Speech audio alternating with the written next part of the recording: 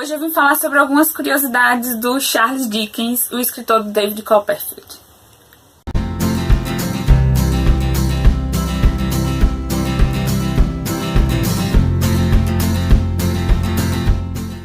Eu não preciso nem dizer que esse livrão aqui é livrão da vida, né? Da minha vida, do meu coração. Gente, eu ainda não superei esse livro. Esse livro é apenas magnífico, apenas maravilhoso. Se eu pudesse te dar um conselho na vida, eu te diria: leia David Copperfield, do Charles Dickens. Eu lembro que na época da faculdade, o professor da gente de literatura deu esse livro para uma colega de classe, para uma amiga de classe ler. E aí ela passou um tempão lendo, porque, gente, venhamos e convenhamos, olha o tamanho desse livro. E ela só dizia assim: que livro chato, que história chata. E eu tinha um certo preconceito com ele, porque ela dizia que era um livro chato, era uma história chata. Daí eu li, e não tem nada de chato aqui. É uma história muito bonita, e é uma história muito legal, de um escritor incrível. O cara conseguiu amarrar todas as pontas do enredo deste tamanho. Por aí vocês tiram, né, a potência desse homem. E aí hoje eu resolvi trazer algumas curiosidades sobre a vida dessa criatura, que era uma criatura peculiar. Ele era um pouco excêntrico, ele tinha algumas excentricidades que alguns estudiosos dizem até que ele podia ter toque, porque ele tinha algumas excentricidades, como por exemplo, dormir sempre voltado para determinada posição na cama, porque aquilo ali atrairia o sono. E ele sofria de insônia. Essa é uma outra curiosidade dele. Ele sofria muito de insônia. Eu imagino que com uma cabeça tão criativa assim, seja difícil mesmo de dormir. Eu não sou nem um terço, não tenho nem um terço da criatividade dele e eu sofro de insônia. Imagina ele, né, gente? Devia ser muito difícil ser o Charles Dickens, com tantas ideias de tantas histórias legais pra botar no papel. Então essa é uma das curiosidades dele. Alguns estudiosos do Dickens afirmam que ele tinha TOC, que seria transtorno obsessivo compulsivo. Ele gostava de mudar móveis de lugar. A gente pode chamar isso de Feng Shui também, né? Mas eles preferem chamar de TOC. Gostava de mudar móveis de lugar, dava voltas no lugar antes de sentar. Se passasse em frente do espelho, tinha que voltar de novo, olhar de novo, passar. Algumas excentricidades que acabavam dizendo que esses estudiosos acabam achando que ele tinha TOC.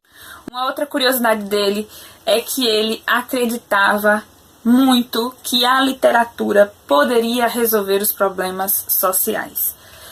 Ele acreditava que a literatura poderia chamar a atenção para esses problemas e, de alguma forma, através da literatura, esses problemas seriam resolvidos. Ele nem era socialista, nem era comunista, nada disso. Na verdade, ele chegava a dizer que ele tinha até medo dessas revoluções, né, da revolução da plebe, mas ele acreditava muito na justiça social. Isso já é um ponto positivo para ele, né? Ele acreditava na justiça social, ele lutava pela justiça social, e muitas vezes ele era encarado até certo: esse cara aí deve curtir o tal do Karl Marx. Mas isso não existe uma comprovação bibliográfica acerca desse envolvimento.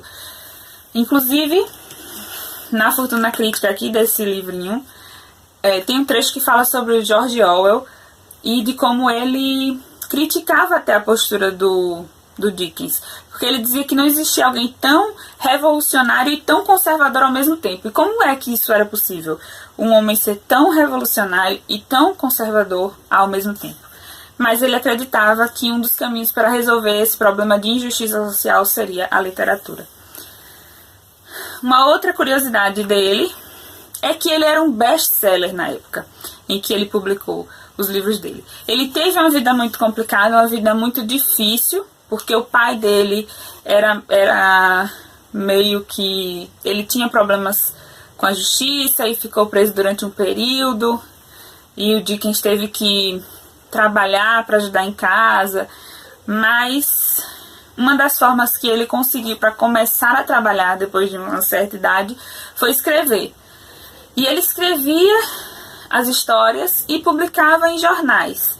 Então ele meio que inventou também essa forma novelística, né? Essa coisa meio de novela, de que acabou o capítulo neste jornal de domingo e eu só vou ver o próximo capítulo no jornal do próximo domingo.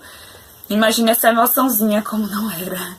né? E aí ele, devido a isso, o que aconteceu? Ele ganhou uma fama muito repentina, porque ele escrevia, publicava, as pessoas liam, e aí, de repente, o Dickens tinha alcançado a fama, e ele foi um best-seller, vendeu muito na época, porque as histórias dele eram muito populares, ele acabou vendendo muito, ele acabou ficando muito conhecido. Aí eu fico pensando, gente, o tanto de best-sellers que a gente tem hoje, será que algum deles é um Dickens? Porque a gente julga mal, né, os best-sellers, as pessoas que vendem, os autores que vendem muito são sempre vistos como literatura fácil, que assim era também conhecido Dickens. Na época dele, os críticos achavam que ele vendia esse mundo de histórias porque a literatura dele era fácil. Então, se a literatura dele era fácil, a literatura dele não era boa. Mas a literatura dele era fácil e era boa. Uma outra curiosidade sobre o Dickens é que, devido a esse sucesso que ele fez esse sucesso estrondoso, e ele estava vivo, e ele estava ali, andando entre as pessoas, e ele estava ali, vivendo a vida dele, enquanto ele era super sucesso, ele virou uma celebridade, digamos assim. E uma outra curiosidade bem interessante sobre ele é que, às vezes, ele alterava o destino das histórias ou das personagens porque as pessoas pediam para ele fazer isso. Porque ele tinha uma relação de proximidade com o público. E aí tem até uma história de que ele teria alterado. Tem essa história. Na verdade, ele alterou. Então, provavelmente, é uma história real.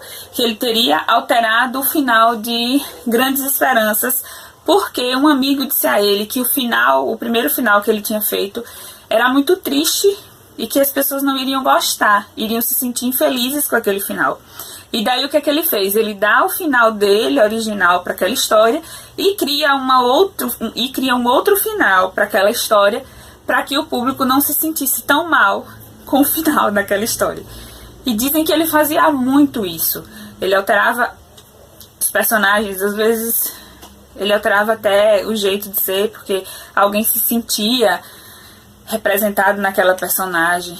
O Dickens, ele era muito peculiar, se a gente prestar atenção direitinho, ele era um sujeito excêntrico, digamos assim. E uma outra curiosidade que eu achei bastante interessante. Charles Dickens hoje é considerado um autor clássico. As histórias de Dickens hoje são consideradas histórias clássicas, mas durante muito tempo, tanto dos contemporâneos dele quanto até um tempo depois, ele sempre foi visto como um escritor menor. Ele sempre foi visto como uma literatura menor, porque ele fez muito sucesso, porque ele vendia muitas histórias, muitos livros, e porque eles consideravam as histórias de Dickens muito melodramáticas. Então, se elas eram tão melodramáticas, elas não podiam significar alguma coisa muito importante para a literatura no futuro e tal. E aí eles criticam, por exemplo, a história de Oliver Twist, de que aquela história era muito melodramática e que aquilo ali não existia. E quando você vai olhar a história de vida do Dickens, você percebe que Oliver Twist reflete muito sobre a história dele, sobre coisas que ele viveu.